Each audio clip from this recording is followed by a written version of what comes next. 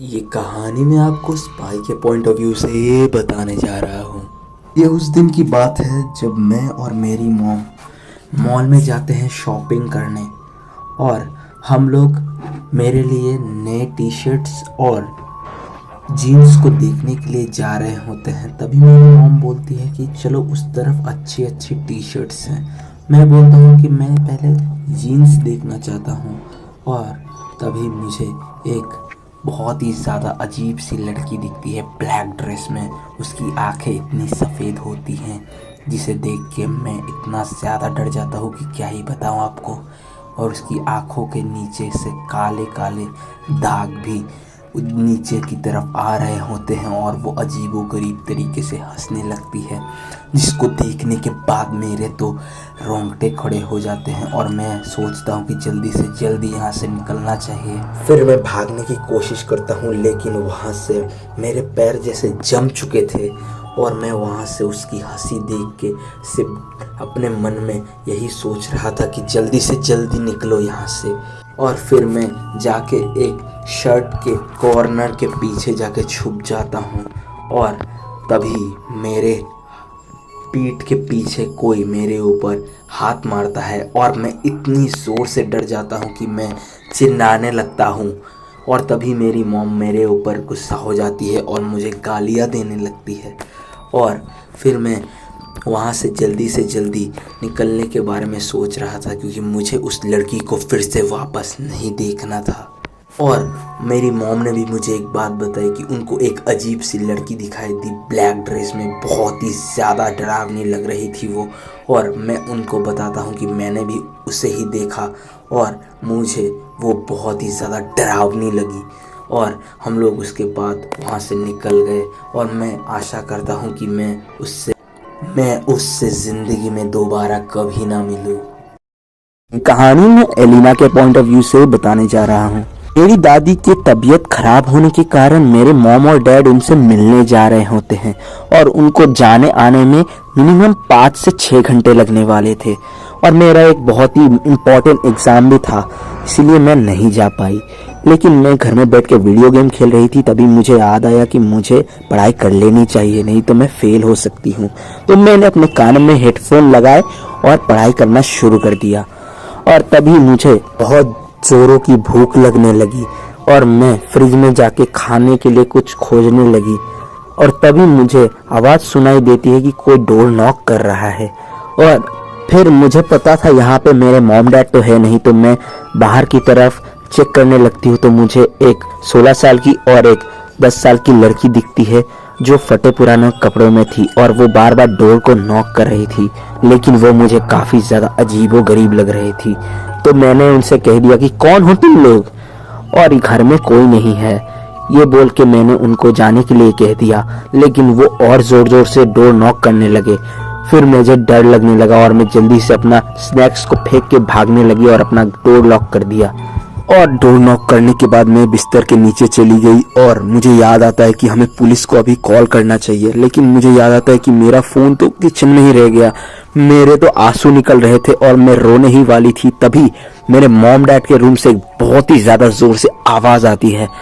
मुझे ये थोड़ा और डरा देती है। तभी ये आवाज़ मेरी पड़ोसन सुन लेती है और उनको दिख जाता है कि मेरे घर में एक चोर आया हुआ है और वो ऊपर की फ्लोर से अंदर जाने की कोशिश करने लगता है। तभी वो पुलिस को फ़ोन करके बुला देती है और पुलिस चोर को आके पकड़ ले जाती है, जिसकी वजह से मेरी जान बच जाती है। लेकिन उन दोनों लड़कियों का राज मुझे आज तक पता नहीं चला, क्योंकि वो इंसान नहीं बल्कि आत्माएं थी जो मेरे घर में घुसना चाहती थी। ये कहानी मैं डोमिस के पॉइंट ऑफ व्यू से बताने वाला हूँ। दोस्तों, मेरे पड़ोस में एक बहुत ही ज़्यादा मोटी सी लड़की रहती थी, जिसको मैं बचपन से देख आ रहा हूँ और वो मुझे पहले तो अच्छी नहीं लगती थी, लेकिन बाद में उससे बात करते करते मुझे वो पसंद आने लगी। इसीलिए एक शाम मैंने उसे डिनर के लिए अपने घर में इनवाइट किया और उसने एक रेड कलर का टॉप पहना हुआ था जिसमें वो काफी ज्यादा खूबसूरत लग रही थी। फिर मैंने उसे घर के अंदर बुलाया और आकर उसको सोफे पे बिठाया और पूछा कि तुम कौन सी मूवी देखना पसंद करोगी। उसने कहा आज कुछ अलग सा मूड है तो एक हॉरर मूवी लगा दो, बहुत अच्छी लगेगी। मैंने इतने जोर से मेरी दिल में धक धक होने लगी और मज़ा भी आने लगा। फिर मैंने सबसे ज़्यादा डरावनी मूवी लगा दी और जिसको देख के उसकी भी होश उड़ने लगे और वो मुझसे आके लपेटने लगी। मुझे देख के उसको बहुत ही ज़्यादा डर लग रहा था। फिर मैंने भी उसको अपने बाहों में ले लिया और कहा कि मैं तुमसे बहुत ही ज़्यादा प्यार करता हूँ। फिर मैंने और उसने धीरे धीरे करके अपने हाथों को अपने हाथों में लगाया और वो मुझसे कहने लगा क्या मैं तुम्हें किस कर सकता हूँ। फिर हम लोगों ने टीवी को बंद किया और किस करने लगे, जो बहुत ही ज़्यादा हसीन पल हो रहे थे। लेकिन उसने मुझे अचानक ही धक्का दे दिया। मुझे पहले तो ये थोड़ा समझ नहीं आया, लेकिन उसने कहा कि मैंने एक काली परछाई को वहां से जाते हुए देखा है। मुझे काफ़ी ज़्यादा गुस्सा आने लगा क्योंकि मैं और उसके अलावा इस घर में कोई नहीं थे। मैंने उसे ये बात समझाई, लेकिन उसने फिर भी मुझसे कहा कि यहाँ पे कोई ना कोई तो है, कोई साया अभी यहाँ से गुजरा है। जिसको देख के मैं उसको फिर से चूमने लगा और फिर से उसने मुझे धक्का दे दिया। इस बार मैंने उससे कह दिया अगर तुम्हें मैं पसंद नहीं हूँ तो मुंह पे कहो, ये बार बार साये की बात क्यों कर रही हो। और फिर उसने मुझ पे गुस्सा करके वहां से जाने लगी और मैंने भी उसको बातें सुना दी। मैं तुम्हारे जैसी लड़की पे अपना टाइम वेस्ट नहीं कर सकता, निकल जाओ मेरे घर से। और फिर उसने मुझे एक चाटा मार के वो अपने घर की तरफ निकल गई।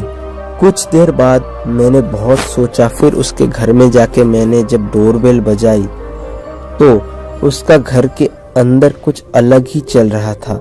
मैं उसके घर के अंदर जाने लगा, लेकिन कोई भी गेट नहीं खोल रहा था। मैं चुपके से गेट को खोल के उसके रूम के अंदर गया और बोलने लगा कि मैं तुमसे माफ़ी मांगता हूँ, जल्दी से दरवाज़ा खोलो। मेरा दिमाग पूरा ख़राब हो गया था, लेकिन अंदर से कोई भी आवाज़ें नहीं आने लगी। फिर मैंने जब दरवाज़ा खोला तो देखा कि यहाँ पे बहुत सारे अलग अलग प्रकार की उलझी हुई चीज़ें फेंकी हुई है। सब कपड़े फेंके हुए हैं और रूम की हालत तहस नहस कैसी हो चुकी है।